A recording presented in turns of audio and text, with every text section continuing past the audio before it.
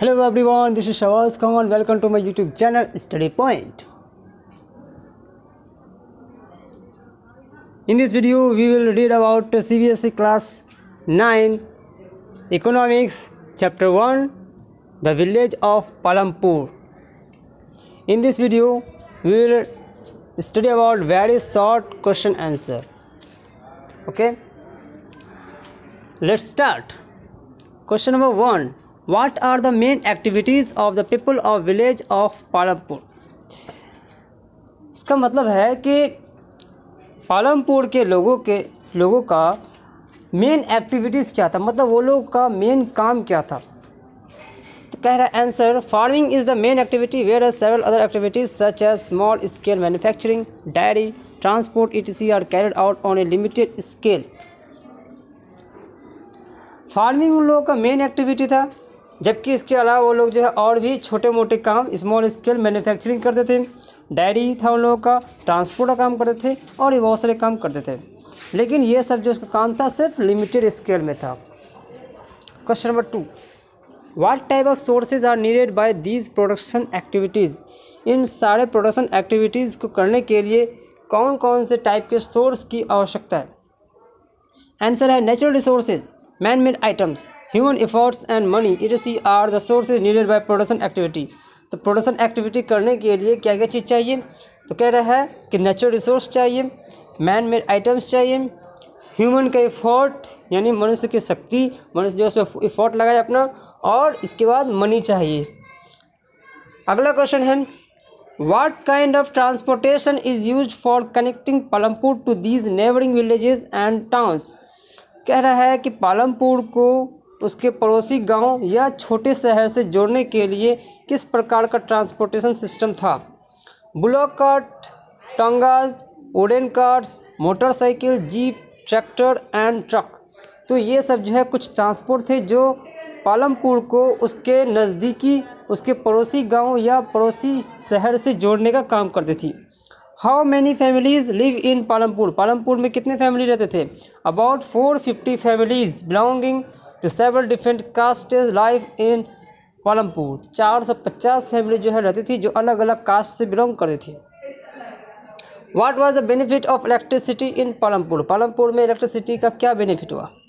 Most of the houses have electric connections. Electricity powers all the tube wells in the fields and is also used in various types of small business. कह रहा है कि electric connection जो है सारे घरों में थे, लगभग सब घरों में इलेक्ट्रिक कनेक्शन लगे हुए थे. इलेक्ट्रिक पावर से जो है ट्यूबवेल जो चलाए जाते थे और फील्ड में जो है पानी को उसमें पटाए जाते थे. तो इसके बाद जो है छोटे मोटे जितने बिजनेस थे उन सब में जो है इलेक्ट्रिसिटी का यूज़ होता था. What is the first and foremost requirement for the production of goods and services? वो कह रहा है कि गुड्स और सर्विस के प्रोडक्शन करने के लिए सबसे पहला और सबसे ज़रूरी चीज़ क्या होती है? The foremost requirement is land and other natural resources such as water, forest, minerals etc. तो फॉरमोस्ट रिक्वायरमेंट क्या है, सबसे ज़रूरी चीज़ क्या है? तो लैंड है. इसके बाद नेचुरल रिसोर्सेज जैसे वाटर चाहिए, फॉरेस्ट चाहिए, मिनरल्स चाहिए और भी बहुत कुछ है. ये सब जो हम लोग को ज़रूरत पड़ती है. What is called working capital? Working capital क्या होता है? Production requires a variety of raw materials and some money during production to make payment and buy other necessary items. तो कह रहा है कि जब हम प्रोडक्शन कर रहे होते हैं तो उसमें हम लोग को बहुत तरह का रॉ मटेरियल्स चाहिए होता है. इसके साथ साथ हम लोगों को कुछ मनी चाहिए, कुछ पैसे चाहिए होता है जो प्रोडक्शन करते समय हम लोगों को क्या करना पड़ता है, कुछ सामान खरीदने पड़ते हैं या जो है लेबर को पेमेंट करना पड़ता है. ये सब क्या हम लोग को ज़रूरी होता है. तो इन्हीं को हम लोग क्या कहते हैं, वर्किंग कैपिटल. मतलब जिस पैसे का, जिस सामान का सर्कुलेशन होते रहे. ठीक है. तो कैपिटल जो है दो तरह के होते हैं, एक होता है फिक्स कैपिटल और एक होता है वर्किंग कैपिटल. फिक्स कैपिटल वो हो गया जो फिक्स हो गया, एक बार खरीद लिए तो अब उसको जो है बार बार खरीदने की आवश्यकता नहीं है. लेकिन वर्किंग कैपिटल वो होता है जो क्या होता है, हमेशा जिसका सर्कुलेट होते रहता है, जैसे पेमेंट करना, लेबर को पेमेंट करना, रॉ मटेरियल्स खरीदना. तो ये सब क्या होता है, वर्किंग कैपिटल होता है. What does human capital mean? Human capital क्या होता है? We need knowledge and enterprise to be able to put together land, labour and physical capital and produce an output either to use yourself or to sell in the market. This is called human capital. तो कह रहा है कि मनुष्य के पास तो natural resource है, लेकिन लैंड है, लेबर है, सब कुछ है, कैपिटल भी है, लेकिन ये जो है मनुष्य का दिमाग ही है, नॉलेज ही है, इंटरप्राइज ही है। जो नॉलेज के बिना पर मनुष्य क्या करता है, इन सब चीज़ों का, लैंड का, पैसे का, लेबर का सही तरीके से उपयोग में लाता है और कुछ नई वस्तुएं जो है प्रोड्यूस करता है, या और फिर या तो अपने उसको यूज़ करता है या फिर उसको मार्केट में बेच करके अपना डेवलपमेंट करने का काम करता है। तो इसी को हम लोग कहते हैं human capital. Which are the 4 main factors of production? Production के 4 मेन फैक्टर्स क्या है? तो इससे पहला है land, then labour, physical capital and human capital. What are the main reason behind the growth of 3 different crops in year in Palampur? तो पालमपुर में जो है 3 अलग अलग प्रकार के क्रॉप जो है एक साल में उगते थे। इसका कारण क्या था? तो द मेन रीजन था क्या कि well developed system of irrigation, मतलब यहाँ पे इरिगेशन का जो है बहुत ही अच्छा सिस्टम जो था वो पूरा डेवलप किया हुआ था।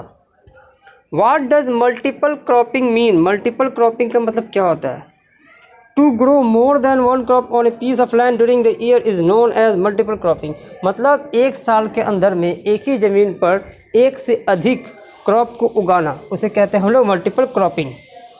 What is the benefit of multiple cropping? Multiple cropping का बेनिफिट क्या होता है?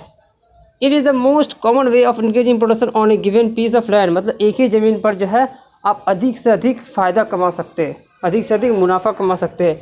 तो यही क्या फ़ायदा है मल्टीपल क्रॉपिंग का। How did green revolution benefit the Indian farmer? Green revolution जो है इंडियन फार्मर को किस प्रकार से बेनिफिट किया? The green revolution in late 1960 introduced the Indian farmer to high yielding variety of seeds to produce much greater amount of grain on a single plant.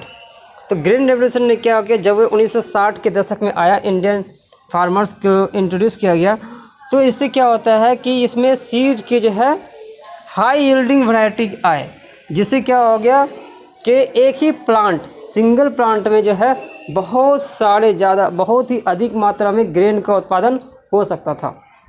मतलब यूँ समझ लीजिए कि कम जगह पर अधिक से अधिक उत्पादन होना।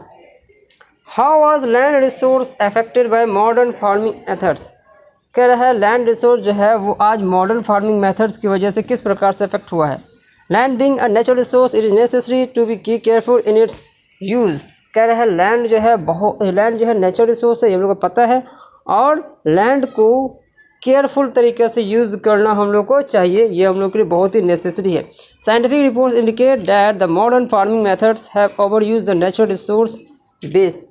आज साइंटिफिक रिपोर्ट जो बता रहा है, कह रहा है कि हम लोग जो मॉडर्न तरीका जो खेती का अपना रहे हैं, उससे क्या हो रहा है कि लैंड का जो रिसोर्स है, उसका जो बेस है, वो क्या हो रहा है, ख़त्म होते चले जा रहा है। How do farm labours get wages in Palampur?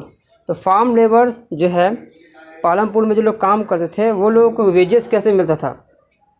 कह रहा है wages can be in cash और काइंड। तो वेजेस जो है या तो उन लोगों को कैश में मिलता था या फिर उन लोगों को काइंड मिलता था, मतलब या तो क्रॉप मिल जाता। Sometimes labours get meals also. कभी कभी लेबर्स को जो है मजदूरी के रूप में, वेजेस के रूप में मील्स मिल जाता था। Wages vary widely from crop to crop, यानी हर क्रॉप में अलग अलग जो है वेजेस होते थे। ठीक है, या फिर ये कहा जाए कि एक एक्टिविटी दूसरा एक्टिविटी करने वालों को जो है अलग अलग वेजेस मिलते थे। How small farmers manage the capital needed for farming? तो स्मॉल फार्मर्स जो है उन लोगों को जब फार्मिंग की जरूरत पड़ती थी, तो फार्मिंग करने के लिए उन लोगों के पास कैपिटल कहाँ से आता था, वो लोग कैसे मैनेज करते थे? या small farmers have to borrow money to arrange for the capital. तो जो छोटे मोटे किसान होते हैं, उनको खेती बाड़ी करने के लिए जो पैसे की ज़रूरत पड़ती है, वो क्या करते हैं, उनको किसी से उधार लेना पड़ता है। What is the basic difference between 2 factors of production, land and capital? तो कह रहे लैंड और कैपिटल ये दोनों ही क्या है, फैक्टर्स ऑफ प्रोडक्शन है। तो इनके बीच में बेसिक डिफरेंस क्या है, अंतर क्या है? Land is a natural resource. Land क्या है, नेचुरल रिसोर्स है, जबकि मनी क्या है, मैन मेड है। It is possible to increase capital. Capital को जो है बढ़ाया जा सकता है, पैसे को बढ़ाया जा सकता है, लेकिन लैंड क्या है, वो फिक्स है। तो यही जो है 2 इसके बेसिक डिफरेंस है। Name the non farm activities of Palampur. Palampur के नॉन फार्म एक्टिविटीज़ बताना है। तो कह रहे हैं diary farming, small scale manufacturing, trade, shopkeeping and providing transport services. तो पालमपुर का जो नॉन फार्म एक्टिविटीज़ क्या क्या था, डेयरी फार्मिंग था उन लोगों का, स्मॉल स्केल मैन्युफैक्चरिंग था, ट्रेड करते थे वो लोग, शॉपकीपिंग था उन लोगों का, और ट्रांसपोर्ट सर्विस वो लोग देते थे। How is dairy farming practice in Palampur. Palampur में डेयरी फार्मिंग जो होता था वो किस प्रकार होता था। Many families sell the milk of their buffalo in nearby village Raiganj.